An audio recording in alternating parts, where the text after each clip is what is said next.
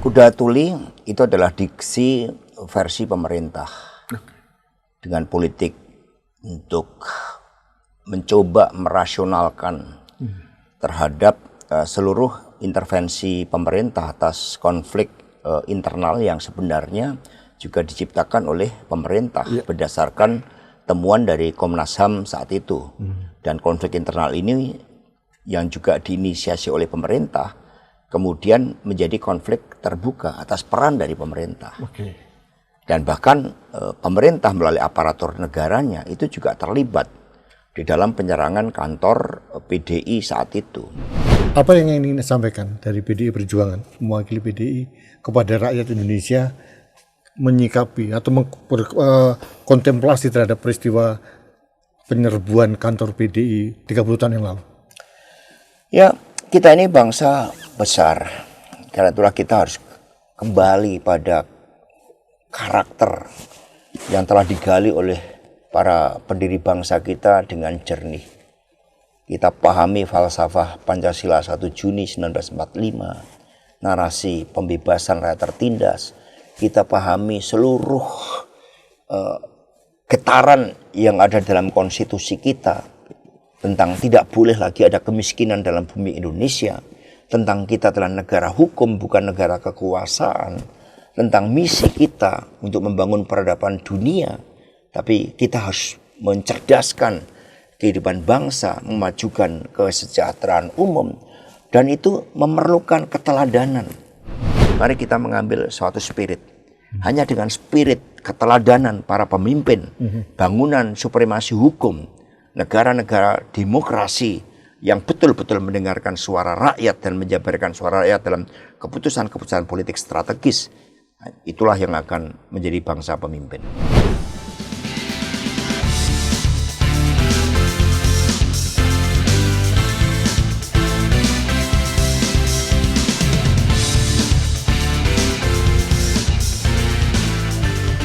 Halo Sobat Indonesia, kita bertemu lagi dengan Anak Bangsa TV. Peristiwa Kuda Tuli 1996. Kemarin kami sudah menayangkan tentang kronik peristiwanya seperti apa. Itu peristiwa yang sangat kelam buat bangsa Indonesia.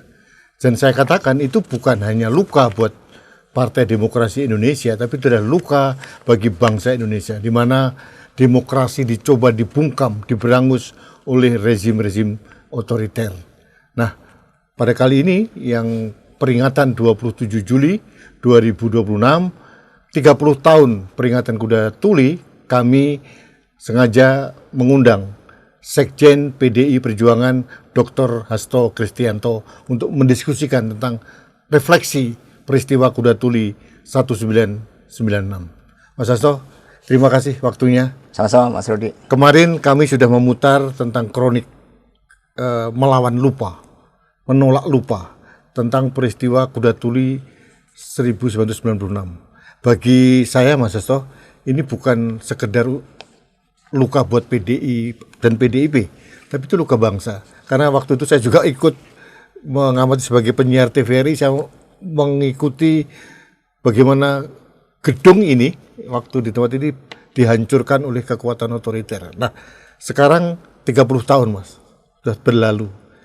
Saya ingin tanya, refleksi dari PDIP terhadap peristiwa itu seperti apa? Kuda Tuli itu adalah diksi versi pemerintah dengan politik untuk mencoba merasionalkan terhadap seluruh intervensi pemerintah atas konflik internal yang sebenarnya juga diciptakan oleh pemerintah berdasarkan temuan dari Komnas HAM saat itu. Dan konflik internal ini yang juga diinisiasi oleh pemerintah kemudian menjadi konflik terbuka atas peran dari pemerintah.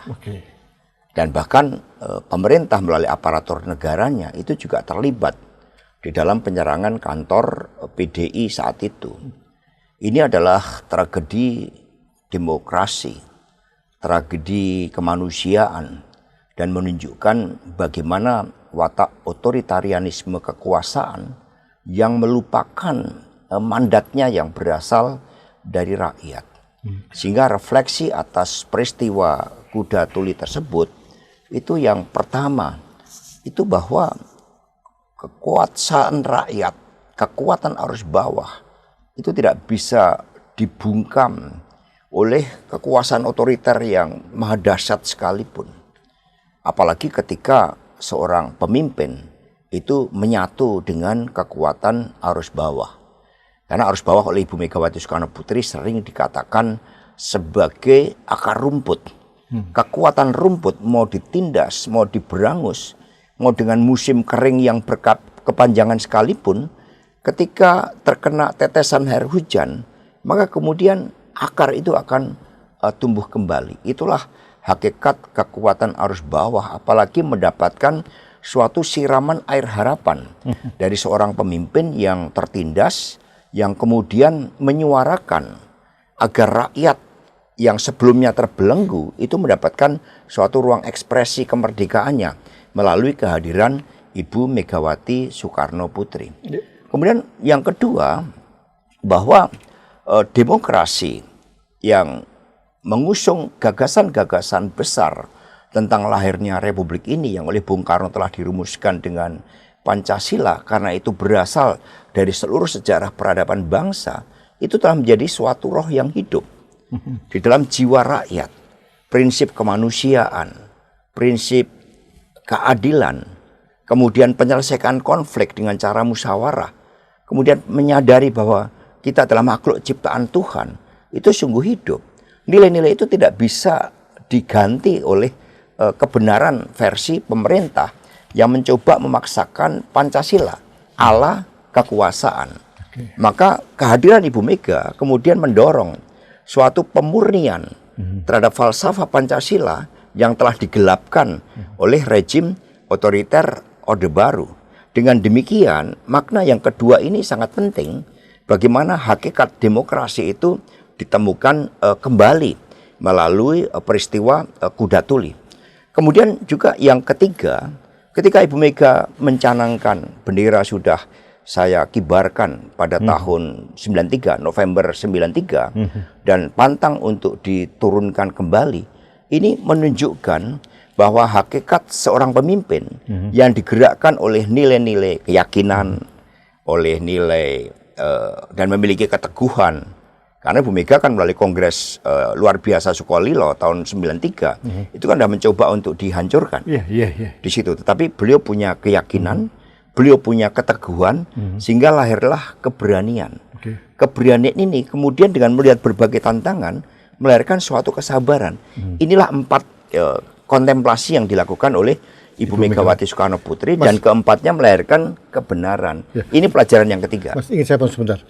Saya semakin pengen tahu nih, dengan peristiwa 93, kemudian coba dikudeta di Kongres Medan 96, lalu kantor ini diserang habis-habisan gitu, ditekan rejim luar biasa. Yang ingin saya tahu ya, mungkin Pak Sekjen sering berinteraksi dengan sosok seorang Ibu Mega. Mengapa beliau begitu kuat, tabah sampai sekarang bisa eksis gitu, dan tidak pernah patah gitu? Apa yang menyebabkan semangat itu dari mana seorang Megawati Soekarno Putri? Ini sudah dirumuskan dengan sangat baik oleh Ibu Mega. Yang tadi sudah saya sebutkan, mengapa Ibu Mega memiliki suatu daya tahan yang luar biasa, suatu api perjuangan yang terus menyala meskipun menghadapi tembok-tembok kekuasaan. Dan kalau serangan terhadap isu-isu luar biasa menghantam Ibu Megawati Soekarno Putri, yang pertama adalah beliau memiliki suatu keyakinan di dalam politik. Yang kedua adalah keteguhan, sehingga menghadapi godaan apapun, bujuk rayu kekuasaan, beliau tetap kokoh pada jalan kerakyatan. Karena mengapa Ibu Mega punya keyakinan dan keteguhan? Karena ketika masuk ke PDI, Ibu Mega berjanji kepada Bung Karno untuk mengangkat kembali seluruh pemikiran-pemikiran Bung Karno yang muncul dari penderitaan rakyat Indonesia dan dialektika peradaban dunia. Sehingga Ibu Mega berkeyakinan bahwa itu benar dari pemikiran-pemikiran Bung Karno, selalu relevan, visioner, dan futuristik. Dan kemudian juga untuk membuktikan bahwa seluruh pemikiran-pemikiran Bung Karno tersebut sangat relevan. Ini dari keyakinan dan keteguhan. Karena koneksitas secara ideologis antara Bu Mega dengan Bung Karno. Yang ketiga, itu adalah suatu keberanian. Kurang apa tekanannya? Oh iya, iya. Ketika misalnya Ibu Mega diperingatkan bahwa kantor partai ini akan diserang. Jawaban Ibu Mega sangat tegas. Ini adalah kantor milik rakyat, maka rakyat berhak membela kantor partai yang sah, yang saat itu telah diterima oleh Presiden Soeharto. Ibu Mega selaku Ketua Umum hasil Kongres luar biasa di Sukolilo dan kemudian ada Munas di Kemang. Kemudian yang keempat itu adalah kesabaran. Dan empat-empatnya ini menjadi satu adalah Satyam Eva Jayate, bahwa kebenaran akan menang. Itulah yang membuat Ibu Mega sangat kokoh. Itulah yang juga saya refleksikan ketika saya di penjara, sehingga dari apa pengalaman-pengalaman Bung Karno dan Ibu Mega di dalam menghadapi perjuangan melawan kolonialisme dan imperialisme bagi Bung Karno dan Bu Mega melawan sistem otoritarianisme Orde Baru, maka saya rumuskan dalam buku Spiritualitas PD Perjuangan. Itu saya tulis di penjara sebagai hasil perenungan seluruh dialektika pemikiran saya dengan Bung Karno dan Bu Mega. Mas, kembali ke peristiwa kuda tuli, diksi dari pemerintah gitu. Nah, artinya waktu itu Bu Mega sudah tahu informasi sebelum bahwa kantor ini akan diserang oleh atau diambil alih secara paksa oleh kubu Suryadi waktu itu. Model Pak Harto di dalam operasi intelijen ini kan sebelumnya melalui intimidasi, melalui teror. Sama dulu ketika PNI mau dijadikan satu melalui fusi, itu kemudian dengan Partai Kristen Indonesia, Partai Katolik, Partai Murba, dan Ikatan Pendukung Kemerdekaan Indonesia tahun 73, itu juga disebarkan isu bahwa ketika tidak mau menerima akan dibubarkan, akan dipaksa. Maka saat itu wartawan juga sudah menerima berbagai isu bahwa kantor itu akan diserang. Tapi mereka berkeyakinan bahwa PDI adalah partai yang sah melalui mekanisme organisasi yang sah. Sehingga ketika kemudian muncul ancaman serangan, Ibu Mega meneguhkan keyakinannya bahwa ini adalah rumah rakyat. Ketika rumah rakyat mau diserang oleh pemerintah sendiri, ya di mana itu demokrasi? Apa makna kekuasaan itu? Terus, Mas, kekuatan sosok seorang Ibu Megawati tentang konsistensi, integritas yang tadi Mas Agus sampaikan, seberapa besar ditularkan kepada kader-kader PDIP sekarang? Ya, itu menjadi suatu karakter PDI Perjuangan untuk tidak pernah menyerah, untuk setia pada keyakinan. Di dalam pendidikan kaderisasi itu diajarkan aspek-aspek historis tersebut. Misalnya ketika Bung Karno mendirikan PNI pada tanggal 4 Juli 1927, Bung Karno kan memegangkan merdeka sekarang dan sekarang dengan prinsip non-cooperation. Tidak mau bekerja sama. Tahun 27? Tahun 27 saat itu. Bung Karno usianya 26. Lalu ada 4 anak muda di Ciamis yang mengikuti Bung Karno semangatnya. Merdeka sekarang dan sekarang. Lalu dia dikenakan hukuman gantung oleh Belanda. Nah, salah seorang yang terkena hukuman gantung itu kemudian berhasil berkirim surat kepada Bung Karno. Lalu mengatakan, Bung Karno, besok saya akan menuju tiang gantungan. Tetapi saya akan menuju tiang gantungan dengan kepala tegak dan mulut tersenyum. Karena kami meyakini bahwa Bung Karno akan memerdekakan Republik ini. Itu kan spirit patriotisme yang luar biasa. Jadi kalau kami hanya menghadapi intimidasi, ancaman, berbagai gempuran, berbagai fitnah, termasuk hal yang pribadi sekalipun, ketika itu ditujukan untuk membungkam kebijakan politik PDI Perjuangan yang mencoba menyuarakan kebenaran, keadilan, dan membela rakyat tertindas, itu tidak akan pernah berhasil. Kuda Tuli menggambarkan bahwa serbuan yang menciptakan puing-puing kehancuran ternyata justru malah memperkuat militansi dan semangat juang itu. Itu yang terjadi ya? Itu yang terjadi. Lalu setelah Kuda Tuli waktu itu, kemudian masih ada pemilu, PDI hancur karena terpecah. Hampir semua pendukung Bu Megawati kayaknya sengaja tidak ikut pemilu atau gimana, saya nggak tahu, sehingga hanya dapat 11 kursi.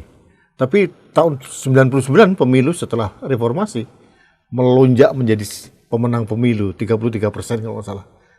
Itu apa yang memberikan semangat pada kader-kader itu? Bisa ada lompatan semangat seperti itu?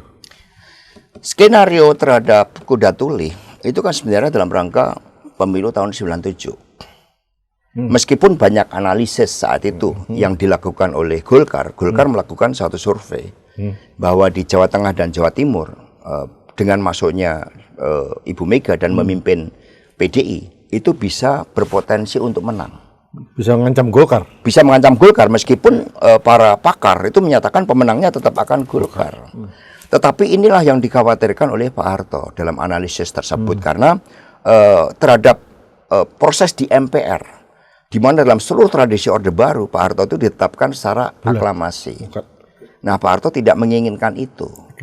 Maka kemudian dirancanglah seluruh operasi untuk menyingkirkan Megawati. Dengan cara apa? Menciptakan dualisme kepemimpinan di PDI dan menggalang kembali Suryadi dan kemudian menyelenggarakan suatu kongres yang mahakilat dengan dukungan seluruhnya dari pemerintah di Medan. Itulah yang kemudian menciptakan suatu perlawanan hingga lahirlah Promek, kemudian menciptakan kerusuhan Gambir dan akhirnya dilakukan mimbar demokrasi. Ini semakin mengancam pemerintah dan kemudian kantor PDI diserang. Operasi itu terus berlanjut. Sehingga pengakuan terhadap kepemimpinan Suryadi dan Buntu Tapea itu sebagai sekjen PDI versi pemerintah, itulah yang diizinkan untuk ikut pemilu tahun 97. Megawati nggak bisa ikut PDI Promek.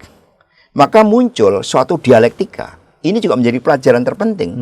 Bahwa ketika kekuasaan mencoba membungkam, itu selalu ada suatu dialektika. Muncullah Mega Bintang.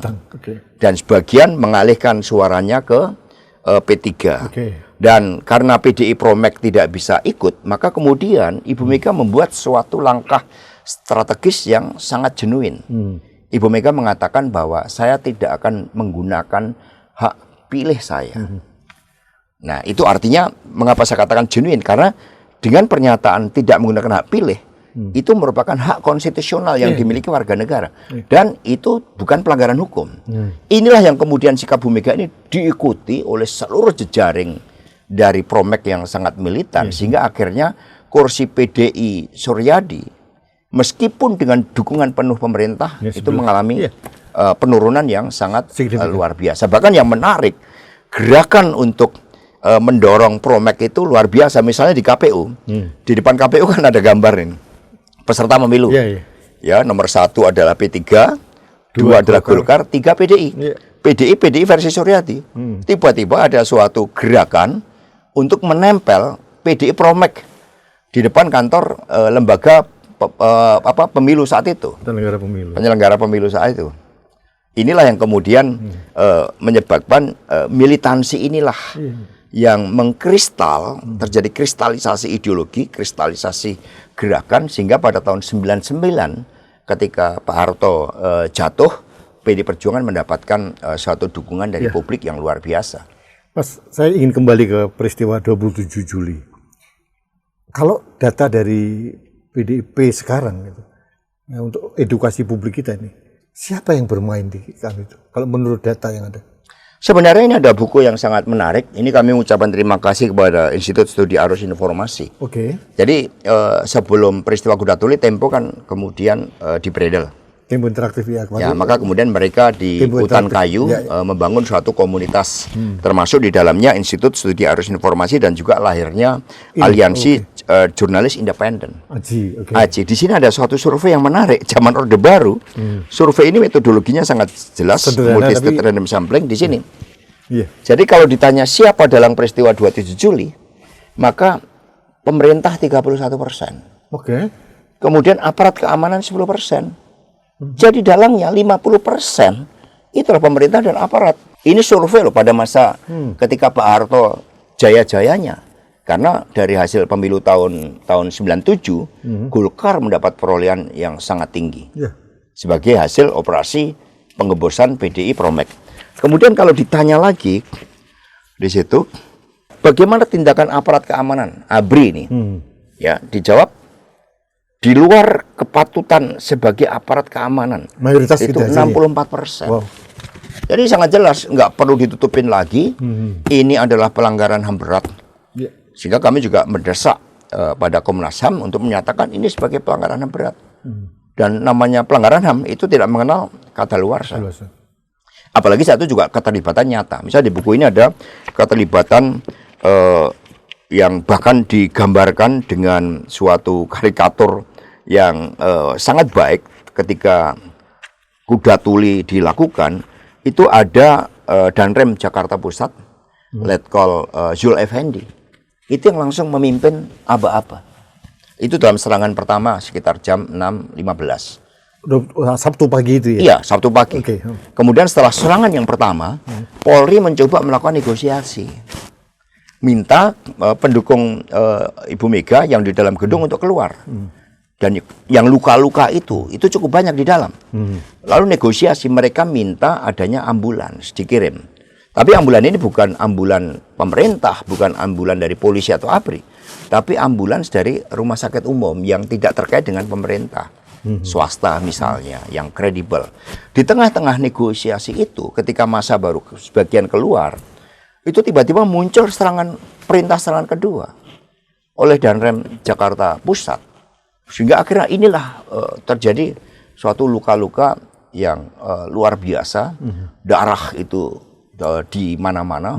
Bahkan dari saksi mata kami yang masih hidup sampai sekarang, itu baunya itu sangat amis.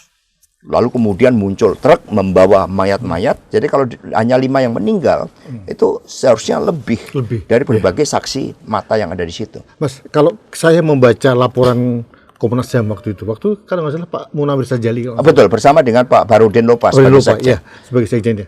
Itu kan tanggal 24 Juli ada rapat di Kodam Jaya untuk persiapan penyerangan ini. Itu loud and clear disebutkan di situ. Sangat clear. Bahkan saat itu juga penggalangan dana itu juga diatur, dana itu berasal dari mana saja. Anda tidak percaya korban hanya 4 atau 5 orang? Tidak percaya. Karena dari berbagai saksi mata itu jauh. Dan kita ini kan orang yang juga bertakwa kepada Tuhan. Ada orang-orang yang punya kelebihan.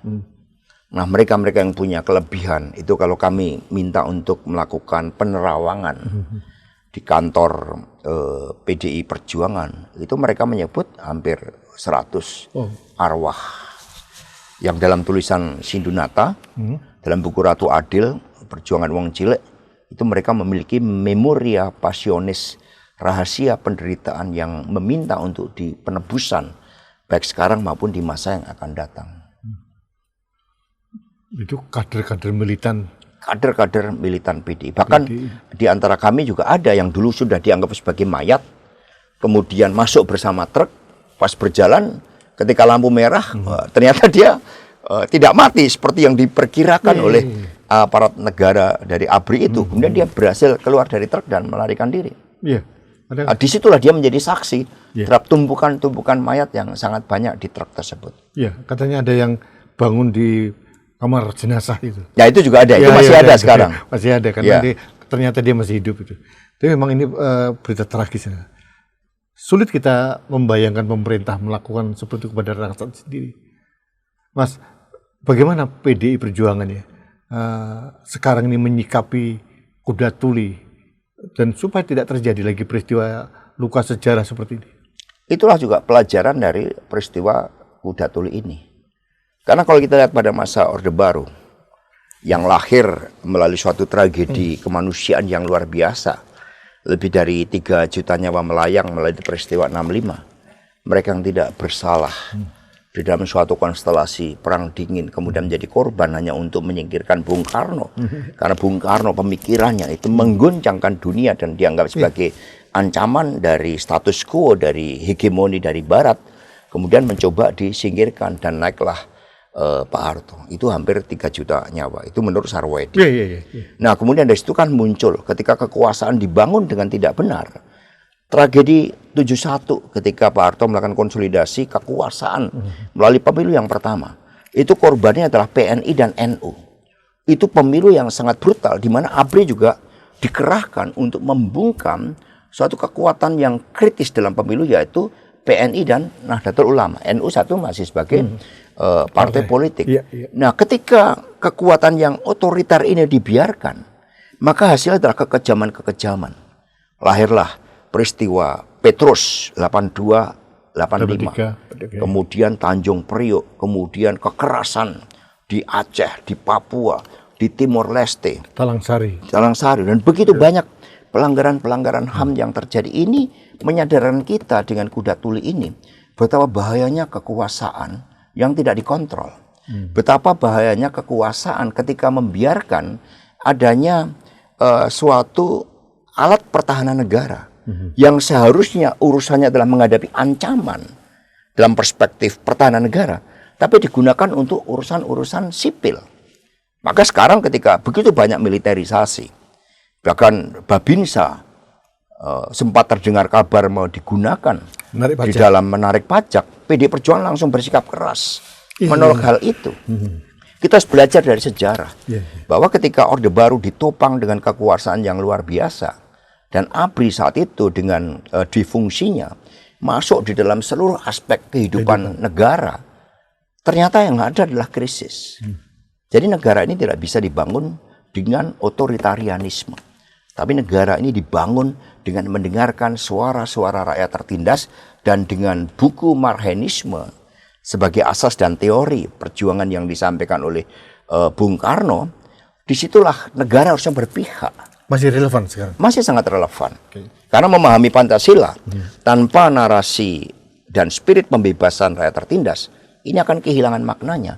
Maka begitu mudah digunakan kekuasaan. Ya contoh yang sederhana, baru saja ketika ada gambaran mobil mewah Alphard melanggar disiplin, ditegur oleh satpam, justru satpam yang disalahkan.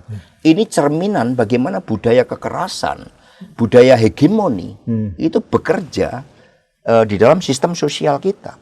Ini yang harus kita lawan bersama-sama di dalam peringatan kuda tuli ini, supaya kekuasaan yang dibangun dengan cita-cita besar, kata Bung Karno, agar tidak ada kemiskinan di dalam bumi Indonesia, itu betul-betul menjadi suatu roh penggerak untuk memaknakan seluruh landasan moral dan etika bagi penyelenggara negara. Kita lihat kasus Febri. Bagaimana mungkin ada seorang pejabat penegak hukum, di rumahnya ditemukan dana begitu besar dengan emas 74 kg. Mau pakai alasan apapun, itu tidak bisa dibenarkan. Lalu tiba-tiba terjadi suatu kriminalisasi. Mengatakan kriminalisasi. Ini kan suatu langkah-langkah pembenaran yang sangat absurd, yang tidak bisa kita terima oleh aparat penegak hukum yang menyalahgunakan kekuasaannya. Memberantas korupsi tidak bisa dilakukan dengan pelanggaran due process of law, apalagi dengan kesewenang-wenangan dari aparat penegak hukum. Sehingga banyak sekarang mengatakan, meskipun konstitusi mengatakan setiap warga negara memiliki kesamaan di dalam hukum, tetapi ternyata kita tidak sama di mata aparat penegak hukum. Aparat penegak hukum bisa menentukan segalanya terhadap nasib kita. Dan itu yang saya alami dengan kriminalisasi. Ini benar-benar kriminalisasi. Pakai rompi nggak dulu? Oh, kalau itu saya katakan saat itu ketika saya menggunakan rompi kepada penyidik dari KPK, terima kasih, mulai hari ini ini adalah seragam kebesaran saya. Tapi Pak Febri nggak pakai rompi.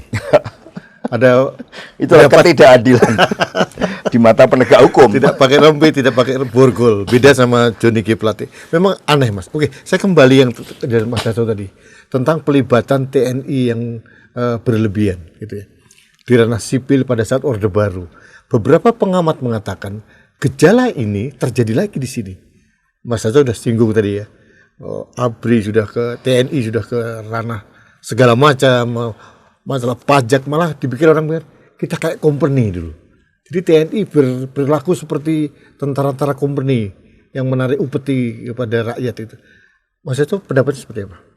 Ya, saya setuju aja. Karena memang disertasi saya yang pertama itu kan tentang pemikiran geopolitik Soekarno. Saya konstruksikan dalam relevansinya dengan pertahanan negara. TNI adalah kekuatan pertahanan negara kita yang bertugas melindungi segenap bangsa dan seluruh tumpah darah Indonesia. Paradigma yang dibangun dalam menghadapi musuh dari luar dengan cara pandang geopolitik. Maka doktrin ABRI saat itu pada masa Bung Karno itu menentang segala bentuk penindasan, ya, dan ketidakadilan. Itu doktrin ABRI. Sehingga ABRI itu digunakan sebagai alat untuk menjaga perdamaian dunia di dalam melawan kolonialisme dan imperialisme. Maka kita menjadi benteng ketika Mesir melakukan nasionalisasi terhadap terusan Suez. Satu itu akan konflik dengan Inggris. Bung Karno mengatakan kita bela. Ketika Pakistan mau melepaskan diri dari Inggris, kita bela. Kita kirim kapal selam kelas Whiskey. Jadi ada namanya fungsi-fungsi strategik yang dijalankan oleh ABRI sesuai dengan spirit dari pembukaan Undang-Undang Dasar 45, menjaga ketertiban dunia, bukan memusuhi rakyatnya sendiri. Nah, sehingga nggak dikenal fungsi-fungsi di fungsi ABRI, apalagi itu sudah dihapuskan melalui salah satu agenda dari reformasi. Ketika ada pihak-pihak yang mencoba membawa kembali TNI pada ranah sipil, maka ini tidak hanya mengingkari spirit reformasi, tetapi ini adalah suatu awal bekerjanya otoritarianisme gaya baru di dalam sistem demokrasi. Ini harus kita luruskan bersama-sama. Karena memang tentara tidak dilatih untuk mengelola misalnya BUMN, kecuali BUMN pertahanan. Atau nanam jagung. Ya, atau nanam jagung. Tapi mereka harus dilatih untuk bagaimana mengembangkan teknologi yang berkaitan dengan alutsista agar kita berdikari. Kemudian melakukan pemetaan terhadap potensi-potensi teritorial musuh, bukan teritorial kita, yang bisa menjadi ancaman. Melakukan diplomasi pertahanan, menjaga keamanan dunia. Kita harus bersikap. Ketika ada aksi unilateral yang ditunjukkan oleh Amerika Serikat terhadap Israel dan Israel terhadap Iran kemarin, bukan dengan melihat latar belakang mazhab Islam Syiahnya, tapi melihat sebagai negara yang berdaulat, di mana roh dari pendirian republik ini adalah kemerdekaan ialah hak segala bangsa. Maka penjajahan di atas dunia harus dihapuskan karena tidak sesuai dengan peri kemanusiaan dan peri keadilan.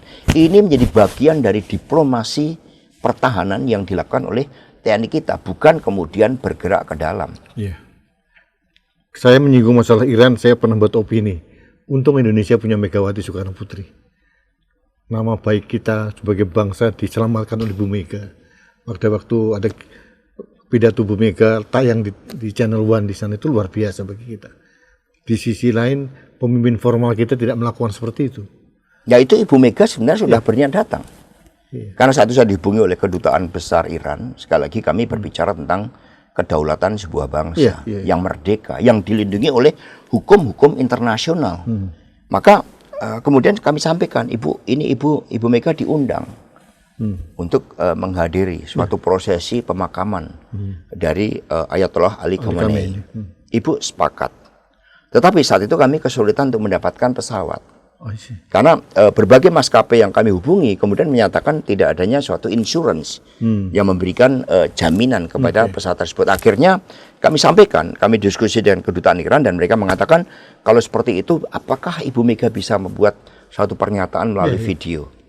Maka kemudian atas ibu-ibu mendikte sendiri. Saya mau bicara seperti ini. Sambil beliau terharu dengan melihat bagaimana seorang pemimpin dari negara yang berdaulat. Dan kemudian kita sebagai bangsa besar yang memelopori konferensi Asia Afrika, gerakan non-blok, dan juga konferensi internasional anti pangkalan militer asing, konferensi Islam Asia Afrika, perempuan Asia Afrika, konferensi anak Asia Afrika, wartawan Asia Afrika, mahasiswa Asia Afrika. Pada masa Bung Karno, tiba-tiba tidak berani untuk bersikap. Itulah yang membuat Ibu Mega begitu sedih, betapa besar gap antara apa yang didesain oleh Bung Karno dengan realitas yang terjadi sekarang, khususnya dalam politik luar negeri kita. Padahal playing field kita di dalam geopolitik itu adalah dunia. Sehingga kita melihat Iran sebagai bangsa yang berdaulat, apalagi kata Bu Mega, Iran ini juga ikut di dalam konferensi Asia Afrika tersebut. Jadi ada aspek-aspek historis dan ideologis di mana kita bergandengan tangan sebagai bangsa-bangsa yang mengalami pahitnya kolonialisme dan imperialisme. Saya dengar juga Ayatollah Ali Khamenei mengidolakan sosok Bung Karno. Oh ya, betul sekali, dan itu dalam memoir beliau. Karena memang Bung Karno ini menginspirasi dan tindakan-tindakan strategi Soekarno. Misalnya setelah konferensi Asia Afrika tahun 55, ini dalam disertasi saya, Bung Karno menyewakan rumah bagi delegasi Sudan, Tunisia, Maroko, Aljazair untuk merancang kemerdekaannya. Itu di daerah Menteng ini, di Jalan Serang. Dari sekretariat bersama itulah kemudian mereka akhirnya menjadi bangsa yang merdeka oleh campur tangan kita. Karena itulah kemudian Bung Karno mendapat gelar sebagai pendekar dan pahlawan Islam di dalam konferensi Islam Asia Afrika. Meskipun demikian, negara-negara itu merdeka setelah konferensi Asia Afrika. Oh, okay. Tahun 55. Dan itu oleh campur tangan kita. Contohnya Aljazair. Itu Bung Karno sampai menyelundupkan senjata yang seharusnya dipakai untuk pembebasan Irian Barat. Karena solidaritas terhadap bangsa-bangsa yang terjajah, senjata yang kita beli dari Yugoslavia bukan dikirim untuk Irian Barat, tapi Bung Karno mengadakan operasi khusus dikirim ke Aljazair untuk melawan Perancis. Demikian pula ketika yang sangat heroik itu adalah kemerdekaan Pakistan. Mengapa sangat heroik saya katakan? Karena ketika Inggris melalui sekutu hadir kembali di Indonesia yang belum lama merdeka dan ditunggangi oleh Nika, tentara sekutu, itu kemudian mereka membombardir Surabaya. Lalu muncullah resolusi jihad oleh para ulama-ulama NU yang menjadi landasan moral hubul watan minal iman. Itu saya tahu tanggal 22 Oktober. Nah, dari situ kemudian muncul resolusi jihad yang sama dari Muhammad Ali Jinnah yang menyerukan agar di dalam tentara sekutu yang beragama Islam untuk membantu Republik Indonesia yang baru berdiri. Maka kemudian ada 600 tentara sekutu yang membelot membantu Indonesia. Mereka sebagian besar gugur, tinggal 100. Sebagai penghormatan, Bung Karno membangunkan Masjid Syuhada di Jogja. Itu sangat patriotik. Lalu ketika Pakistan mencoba melepaskan dari Inggris atas jasa Muhammad Ali Jinnah di dalam kemerdekaan Indonesia tersebut, maka kemudian Bung Karno mengirimkan kapal selam kelas Whiskey. Ini namanya force projection yang sesuai dengan amanat konstitusi. Padahal, nah, TNI harusnya ke sana. Iya, padahal waktu Indonesia masih 2 tahun ya. Kalau nggak salah, Pakistan kan merdeka tanggal 14 Agustus 1947. Iya, betul. Iya kan? Betul, tetapi kan kemudian dia melalui suatu proses perundingan yang panjang.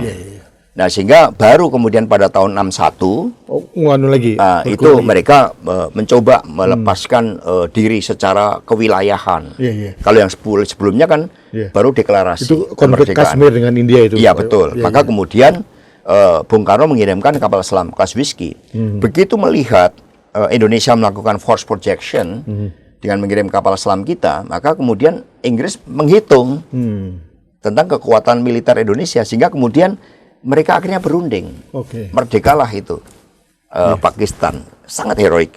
Dan kita bangga gitu loh. Kita sangat diperhitungkan. Bukan seperti menjalankan politik luar negeri bebas aktif menjadi ragu-ragu saat ini.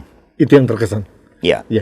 Itu hampir semua kita mengamati seperti itu. Maka buat kami ini hal yang sangat fundamental yang tidak bisa dinegosiasikan.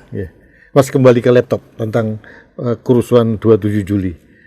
Untuk memperingati tragisnya peristiwa yang sudah 30 tahun, apa yang dilakukan PDI Perjuangan saat ini? Sebenarnya kami ketika saya ditugaskan sebagai sekjen, setiap tahun kami mengadakan itu. Bahkan ketika memasuki pemilu 2024, yang dari aspek kecurangannya itu merupakan perpaduan dari pemilu tahun 71, 2009 dan 2019. Maka kemudian kami menggelar dengan jauh lebih besar lagi. Bahkan kemudian kami buat peragaan teatrikal serangan terhadap kantor PDI. Karena satu, saya melihat pada akhir periode kedua dari Jokowi, benih-benih otoritarianisme itu menguat. Kebetulan di dalam disertasi kedua saya di Universitas Indonesia, saya mengamati fenomena perubahan perilaku politik Jokowi ini saya rumuskan sebagai the triangle of authoritarian populism, yaitu perpaduan dari feodalisme, populisme, dan the way of Machiavellianism yang memang dibangun di situ sebagai sentrumnya ambisi kekuasaan untuk memperpanjang jabatan baik secara langsung maupun tidak langsung. Nah, ini adalah suatu perubahan tentang watak kekuasaan. Katakan bahwa power itu terbentuk dari gagasan kolektif yang membentuknya. Jokowi periode pertama dibentuk oleh gagasan kolektif, demokrasi yang matang, sehingga seorang pemimpin yang tidak punya darah biru bisa menjadi pemimpin tertinggi di republik ini. Proses berjenjang dari wali kota menjadi gubernur, kemudian menjadi presiden. Gagasan-gagasannya yang berpihak kepada rakyat kecil. Tapi kan kemudian ini mengalami perubahan perilaku. Nah, ketika mengalami perubahan perilaku dalam teori Hannah Arendt itu dikatakan pemimpin ini kemudian berubah karena hilang legitimasi dari gagasan kolektif yang membentuknya, sehingga terhadap setiap kebijakan dia cenderung melakukan justifikasi, pembenaran. Di dalam justifikasi kalau dilakukan terus-menerus muncul kritik-kritik, ini bisa berubah, menciptakan banalitas di dalam kekuasaan itu, yaitu kekerasan, baik menggunakan kekerasan hukum, menggunakan intimidasi, dan membungkam kelompok-kelompok masyarakat sipil. Itulah yang terjadi dalam pemilu 2024 sampai kemudian pelaksanaan pilkada. Bangunan inilah akhirnya terbentuk. Sehingga saya banyak diskusi dengan Dr. Sukidi untuk membahas tentang bagaimana otoritarianisme meskipun pada wataknya populis ini hidup. Nah, salah satu yang pembelajaran dari Amerika adalah ketika etika di dalam penyelenggaraan negara itu diabaikan, berupa campur tangan dari kekuasaan eksekutif terhadap lembaga legislatif, lembaga yudikatif. Kalau etika itu sudah dilanggar, termasuk intervensi terhadap Mahkamah Konstitusi, sehingga akhirnya berubah menjadi Mahkamah Keluarga saat itu, maka ada pelanggaran suatu etika yang jauh lebih berat daripada aspek-aspek hukum itu sendiri. Ini benteng kehancuran dari negara demokrasi itu karena pelanggaran etika oleh pemimpinnya. Artinya PDI Perjuangan tetap konsisten menjaga itu. Jangan sampai peristiwa kelam tidak terjadi dengan berbagai modifikasi dinamika yang ada sekarang ini. Nah, sebenarnya ada dinamika yang menarik di dalam buku ini kalau kita mau belajar dari sejarah di dalam memotret situasi saat ini dan ke depan. Jadi setelah serangan pertama dan kedua, maka kemudian massa berkumpul memberikan solidaritas atas serangan brutal terhadap kantor PDI yang sah di bawah pimpinan Bu Mega. Nah, masa itu kemudian sekitar jam 11 mereka menghadapi tekanan dan kemudian mereka melakukan orasi. Di dalam orasi itu mereka menyampaikan suatu sumpah rakyat. Sumpah rakyat itu bunyinya, kami rakyat Indonesia bertanah air satu, tanah air tanpa penindasan. Kami rakyat Indonesia berbangsa satu, bangsa yang gandrung keadilan. Kami rakyat Indonesia berbahasa satu, bahasa kebenaran.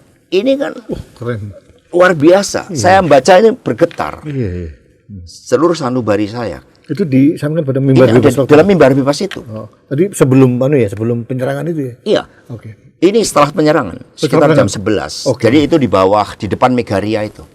Mereka mengucapkan sumpah rakyat. Sekiranya sumpah rakyat ini terus bergema, kita belajar dari sejarah. Maka apa yang terjadi dalam pemilu 2024 nggak akan terjadi. Karena mereka mengatakan, kami rakyat Indonesia bertanah air satu, tanah air tanpa penindasan. Itu kan muncul banyak penindasan. Aiman dulu misalnya kan nggak ketika dipanggil ke polisi. Jadi saya juga kena. Ya, saya juga begitu banyak kan. Terus yang kedua, kami rakyat Indonesia berbangsa satu, bangsa gandrung keadilan. Di mana sekarang keadilan? Nah, kami berbicara kebenaran itu juga untuk mengingatkan ini negara kita bersama. Kami juga mendukung Presiden Prabowo untuk melakukan perbaikan-perbaikan agar keadilan itu betul-betul hadir, agar kemanusiaan bekerja. Tapi saya harus menyampaikan apa yang dikatakan rakyat bahwa di saat sekarang ini PDIP dianggap belum kurang keras untuk memberikan kritik berdiri dalam barisan penyeimbang pemerintah. Tanggapan Anda? Ya, kritik ini kan pada substansinya, Oke. pada kemampuan untuk merubahnya, bukan pada keras tidaknya. Oke. Kan kita ini kan tidak suka kekerasan. Maka mengapa pidato Ibu di Taman Ismail Marzuki pada saat peresmian pameran Kami Tidak Pernah Lupa, itu kan mengingatkan watak politik yang membangun peradaban. Yang kita kritisi itu adalah kebijakannya. Oke. Jadi muaranya kepada data, argumentasi, dan perubahan kebijakan. Bukan pada keras tidaknya dengan membakar ban mobil. Itu bukan cara-cara PD Perjuangan. Oke. Ibu Mega mengajarkan cara hukum yang berkeadaan. Misalnya, Mas Rudi, ada kejadian yang menarik. Jadi setelah peristiwa Kuda Tuli, itu kan diadakan rapat di Kebagusan. Hampir seluruh petinggi PDI di bawah pimpinan Bu Mega saat itu mengatakan, Ibu Mega, ini saatnya terjadinya revolusi. Sebagaimana terjadi di Filipina yang menurunkan Marcos. Bahkan sudah dihitung kalau revolusi itu dijalankan berapa banyak korban yang muncul. Tapi Bu Mega mengatakan bahwa bukan itu. Saya tidak mau ada korban lagi dari rakyat Indonesia yang telah terlalu lama menderita. Kita akan menempuh jalan hukum. Kita akan gugat di seluruh kabupaten kota. Lalu ada yang mengatakan kepada Bu Mega, Ibu, bukankah hakim, jaksa, polisi, semua telah dikuasai oleh pemerintah? Lalu Bu Mega mengatakan, masa tidak ada satu pun di antara ribuan hakim, satu pun di antara ribuan jaksa dan polisi yang memiliki hati nurani.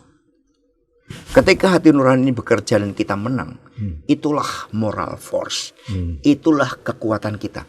Maka kami juga meyakini di tengah berbagai tampilan-tampilan otoritarianisme, berbagai bentuk tekanan-tekanan, akan muncul suatu kekuatan moral. Itu kalau kita belajar dari sejarah. Nah, ketika Ibu menggugat, itu juga bukan proses yang mudah. Dikalahkan, kemudian banyak yang diculik.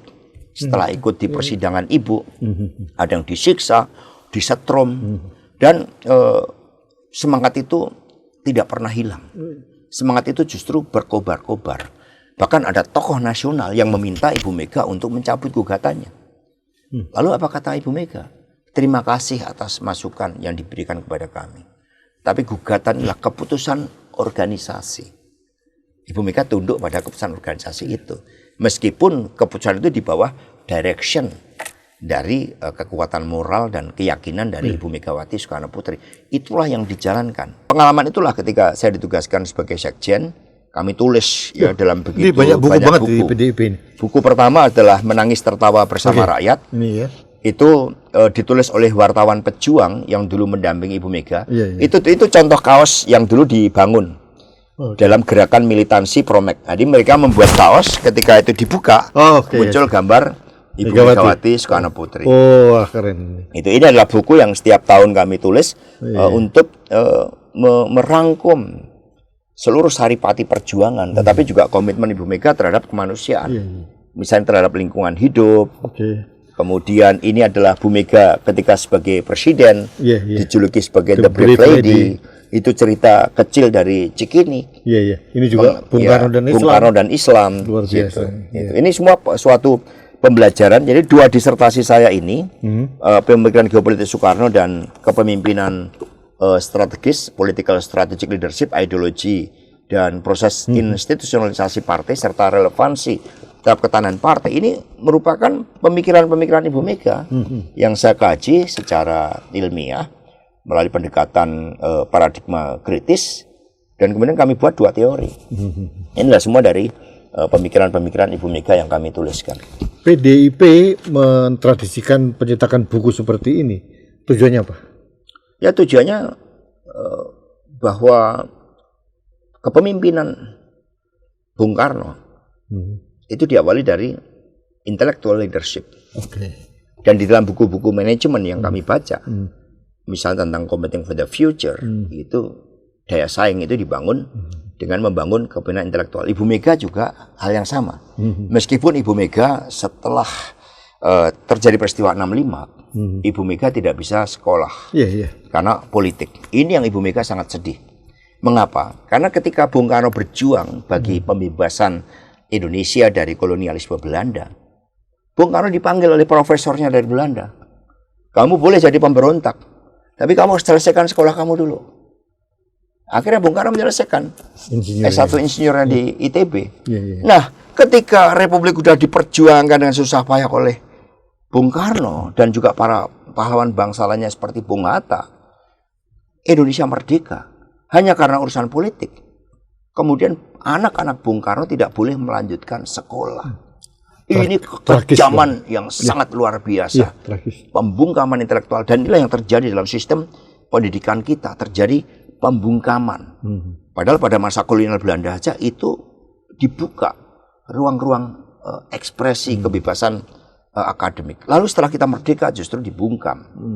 Maka ini menjadi pelajaran yang menarik, karena itulah intellectual leadership itu kami bangun berdasarkan pemikiran Bung Karno dan Ibu Megawati Soekarno Putri, dan lahirlah begitu banyak buku dan sekolah partai. Di sekolah partai diajarkan semua. Kami ajarkan, termasuk dari aspek manajemen organisasi. Ada Blue Ocean Strategy misalnya, kemudian risetnya Jim Collins tentang Good to Great, kemudian project manajemen itu kami ajarkan di dalam partai. Spirit ketahanan ideologis dari PDIP ini bagaimana disalurkan ke Gen Z dan Gen Alpha yang sekarang ini? Ya, ini sebenarnya kami udah rumuskan ya. Jadi misalnya saya udah di dalam disertasi ini melalui penelitian yang ini disertasi yang mana nih? Karena yang di UI. Karena doktornya 2 Saya udah buat elemen-elemen, misalnya dimensi dan indikator dari ideologi, dimensi dan indikator dari strategic leadership, dimensi dan indikator dari pelembagaan partai. Jadi pelembagaan partai itu sistem reifikasi, otonomi keputusan, nilai, dan juga fungsi partai. Bahkan fungsi partai ini kami perluas, ada fungsi internasionalnya. Ini anak-anak muda tertarik. Kayak Seno Bagaskara misalnya, sebentar lagi kami kirim mendapat beasiswa dari partai itu untuk sekolah di Belanda. S2. Ya, S2. Nah, kami banyak memberikan beasiswa itu, termasuk yang melakukan penelitian tentang pemikiran para pendiri bangsa, termasuk apa yang terjadi di Jogja. Ibu Mega akan memberikan beasiswa bagi yang mau mengkaji, ini beasiswa doktoral ya, terhadap pola pembangunan semesta berencana yang dirancang oleh Bung Karno. Itu, atau buku tentang Mustika Rasa, tentang kedaulatan pangan. Itu semua. Jadi dimensi dan indikator ini yang akan juga menarik anak muda, karena partai terus beradaptasi. Di mana kami punya sekolah partai. Partai digerakkan oleh ide-ide, gagasan, dan imajinasi tentang masa depan. Partai mendorong penguasaan ilmu pengetahuan dan teknologi, riset dan inovasi. Hari ini di Instagram saya tampilkan suatu hasil riset di Kolombia, bagaimana lampu penerangan itu dibuat dari air laut, di dalamnya ada katode, ada dari mangan, kemudian dari tembaga. Terjadi elektrolisis yang menyalakan lampu itu. Nah, ini bisa dipakai untuk di tempat-tempat terpencil yang tidak ada aliran listrik. Ini sebagai opsi untuk solar cell misalnya. Juga opsi untuk menggerakkan pompa-pompa air di sawah-sawah dengan menggunakan elektromagnetik. Itu saya sampaikan. Jadi ini PD itu akrab dengan inovasi, akrab dengan teknologi, akrab dengan mimpi-mimpi anak-anak muda.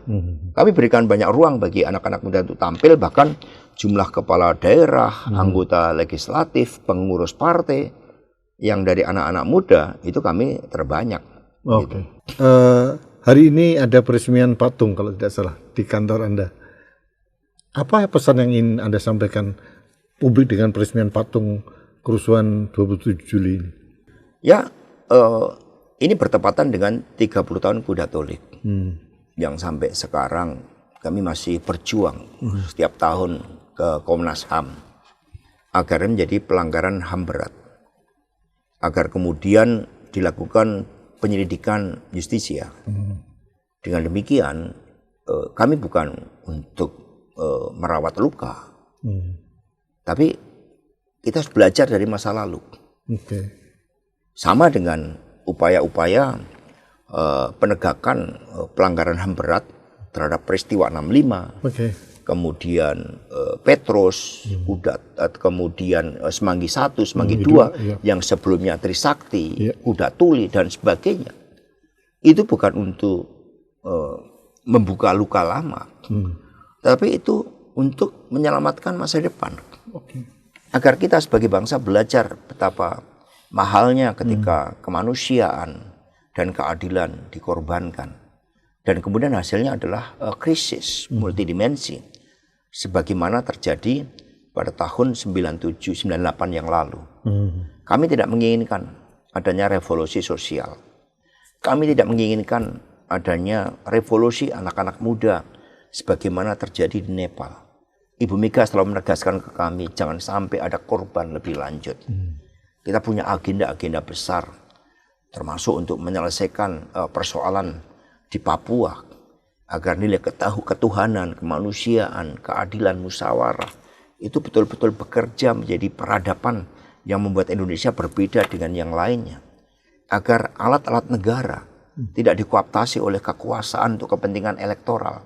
TNI fokus pada pertahanan, Polri fokus pada Kamtipmas, tertib masyarakat, penegakan hukum, kemudian lembaga peradilan juga independen dan merdeka, demikian pula kejaksaan. Kami mendambakan suatu supremasi hukum.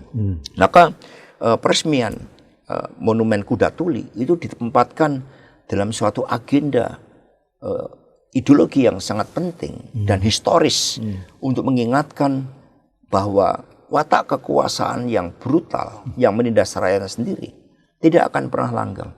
Dan itu hanya membunuh masa depan kita. Maka patung itu yang dirancang dengan sangat baik oleh Ibu Dolorosa, yang kemudian melalui konsultasi yang mendalam dengan Ibu Megawati Soekarno Putri, Mas Prananda Prabowo, untuk melihat keseluruhan suasana kebatinan. Maka patung itu digambarkan sebagai seorang ibu yang merangkul seluruh rakyat tertindas. Tidak hanya merepresentasikan korban dari 27 Juli, tapi seluruh rakyat tertindas yang sebagian besar di antara mereka sudah tertunduk. Agar mereka memiliki obor penerang, agar mereka memiliki suatu harapan. Sehingga dari harapan itu kemudian patung yang digambarkan ibu itu memohon kepada Tuhan, tapi juga sekaligus berteriak kepada langit agar keadilan, kemanusiaan itu hadir dan dicurahkan di bumi Indonesia yang didesain dengan cita-cita besar untuk Indonesia dan dunia. Jadi kontemplasinya sangat bagus. Itu ibu yang merangkul dan kemudian menghadap ke langit, bertanya kepada Tuhan, bertanya kepada semesta, bagaimana agar kita belajar dari peristiwa ini dan tidak boleh ada lagi korban atas nama kekuasaan. Luar biasa dalam. Mas, terakhir, apa yang ingin disampaikan dari PDI Perjuangan, mewakili PDI kepada rakyat Indonesia menyikapi atau kontemplasi terhadap peristiwa penyerbuan kantor PDI 30 tahun yang lalu? Ya, kita ini bangsa besar. Karena itulah kita harus kembali pada karakter yang telah digali oleh para pendiri bangsa kita dengan jernih. Kita pahami falsafah Pancasila 1 Juni 1945, narasi pembebasan rakyat tertindas. Kita pahami seluruh getaran yang ada dalam konstitusi kita tentang tidak boleh lagi ada kemiskinan dalam bumi Indonesia, tentang kita adalah negara hukum bukan negara kekuasaan, tentang misi kita untuk membangun peradaban dunia, tapi kita harus mencerdaskan kehidupan bangsa, memajukan kesejahteraan umum, dan itu memerlukan keteladanan dari seluruh elit-elit politik termasuk PDI Perjuangan. Kami juga terus melakukan otokritik, melihat kelemahan kami dan kemudian melakukan proses-proses perbaikan karena kita semua harus bertanggung jawab pada masa depan. Kita harus belajar dari sejarah, dari berbagai peristiwa-peristiwa penting untuk berani kita buka agar kita bisa melihat kebenaran dan nilai-nilai yang diperjuangkan di situ dan kemudian tidak mengulangi lagi kesalahan-kesalahan di masa lalu. Karena kita adalah bangsa pejuang, kita punya bangsa yang didesain untuk menjadi taman sarinya dunia. Dan Indonesia yang begitu indah tanah airnya, dengan lagu-lagu perjuangan yang membangkitkan semangat kita, harusnya kita menjadi bangsa hebat. Bangsa yang pendidikannya tidak boleh tertinggal dengan bangsa-bangsa di Asia Tenggara. Penguasaan teknologinya, kebudayaannya, ini yang harus kita gelurakan. Maka mari kita mengambil suatu spirit. Hanya dengan spirit keteladanan para pemimpin, bangunan supremasi hukum, negara-negara demokrasi yang betul-betul mendengarkan suara rakyat dan menjabarkan suara rakyat dalam keputusan-keputusan politik strategis, itulah yang akan menjadi bangsa pemimpin. Terima kasih. Dr. Hasto Kristianto. Terima kasih. Sobat Indonesia, demikian refleksi yang disampaikan oleh Sekjen PDI Perjuangan Dr. Hasto Kristianto tentang peristiwa penyerbuan kantor DPP PDI 30 tahun yang lalu. Peristiwa yang sangat mencekam. Kalau kali ini kami membahas seperti kata Pak Hasto, bukan untuk merawat luka, tapi untuk menyiramkan pesan perdamaian bahwa kejadian serupa tidak boleh terulang kembali. Ada patung yang indah, seorang ibu memohon kepada semesta, kepada Tuhan, agar tidak terjadi lagi peristiwa-peristiwa kelam yang bisa membungkam suara rakyat, yang menghambat pertumbuhan demokrasi dan menghambat pertumbuhan peradaban suatu bangsa. Mari kita sikapi peristiwa penyerbuan kantor PDI Perjuangan sebagai luka kita bersama, luka kolektif yang jangan pernah terjadi lagi dimanapun sampai kapanpun. Terima kasih, kita bertemu kembali dalam Anak Bangsa Podcast selanjutnya. Sampai jumpa. Merdeka. Terima kasih. Terima kasih.